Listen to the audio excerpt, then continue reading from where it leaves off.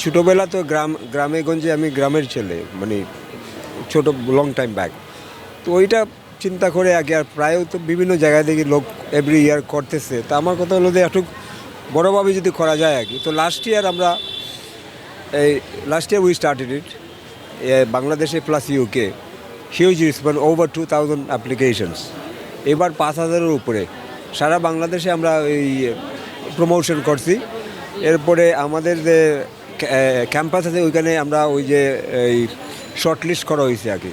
Basically ওইখান থেকে আমরা 15 জনকে চুজ করে আজকে এখানে ওই ফাইনালে ওরা আসছে আগে, বুঝছেন না? সো এটা হলো যে আমাদের এটা একটা 100 বছর আগের, মনে করেন আরও বেশি হইতে পারে। তো ওইটা তো আমরা এখনকার যে জেনারেশন ওদেরকে একটু যদি আমরা এনকারেজ করতে পারি, এই এখানে ইয়ংস্টাররাও আসছে পার্টিসিপেন্ট করছে। সো ওই যে আমাদের হিস্ট্রিটা একটু থাকলো আর কি, যে এখনকার জেনারেশন লাগে। আমি নিয়ে আসছিলাম নকশি পিঠা আর হলো মালেকা ঝলেকা পিঠা আর নারিকেলের নাড়ু, এই 3টে আইটেম নিয়ে আসছি। তো এখানে আমার এই বয়সে আমি প্রথম কোনো কম্পিটিশনে অংশগ্রহণ করেছি। সো আমার কাছে খুবই ভালো লাগছে।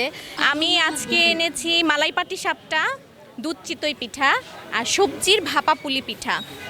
আমি মানে এই প্রতিযোগিতায় অংশগ্রহণ করতে পেরে আমার আসলে অনেক ভালো লাগছে আর কি। কী করব না করব কিছুই ভেবে পাচ্ছিলাম না, কারণ এর আগে আমি এই ধরনের প্রতিযোগিতায় অংশগ্রহণ করিনি।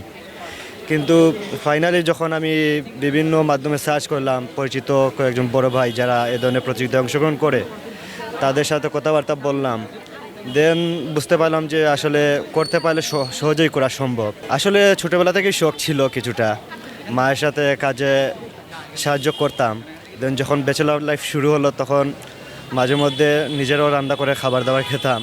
সেখান থেকেই আসলে ইন্টারেস্টটা আসা।